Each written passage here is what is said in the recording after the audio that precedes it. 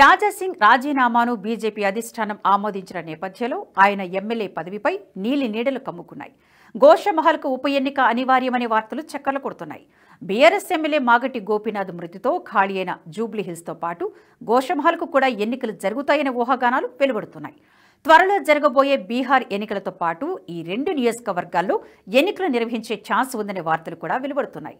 వీటిలో నిజానిజాలేంటో తెలుసుకుందాం. పార్టీకి రాజీనామా చేస్తే ఎమ్మెల్యే పదవి కూడా పోతుందా? దీనికి సంబంధించి రాజ్యాంగంలోని 10వ షెడ్యూల్ ఏం చెబుతోంది? పార్టీ ఫిరాయింపుల నిరోధక చట్టం ప్రకారం ఎంపీ లేదా ఎమ్మెల్యే, ఎమ్మెల్సీ ఎవరైనా పార్టీ ప్రాథమిక సభ్యత్వానికి రాజీనామా చేసినా, ఆ రాజీనామాను పార్టీ అధిష్టానం ఆమోదించినా సదరు సభ్యుని సభ్యత్వం రద్దవుతుంది. అయితే ఈ విషయంలో స్పీకర్దే తుది నిర్ణయం. 10వ షెడ్యూల్ 6వ సెక్షన్ ప్రకారం సభ్యుని సభ్యత్వం రద్దుపై స్పీకర్ నిర్ణయం తీసుకోవాల్సి ఉంటుంది.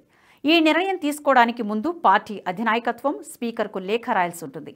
తమ సభ్యుడు పార్టీకి చేసిన రాజీనామాను ఆమోదించడం జరిగింది కాబట్టి మీరు ఆ సభ్యుని సభ్యత్వం విషయంలో తదుపరి చర్యలు తీసుకోవాల్సిందిగా ఆ లేఖలో ఉండాలి.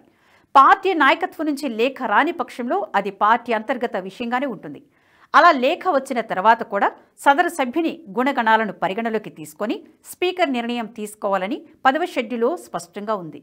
ఈ విషయంలో స్పీకర్ వెంటనే నిర్ణయం తీసుకోకుండా సదరు సభ్యుని పిలిపించుకొని ముఖాముఖిగా మాట్లాడిన తర్వాతే నిర్ణయం తీసుకోవాల్సి ఉంటుంది.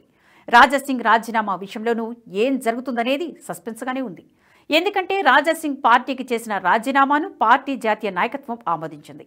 రాజాసింగ్ రాజీనామాను ఆమోదించినట్లు పార్టీ నాయకత్వం స్పీకర్కు లేఖ పంపినా వెంటనే స్పీకర్ తగు చర్య తీసుకుంటారా అనే సందేహాలు వ్యక్తమవుతున్నాయి.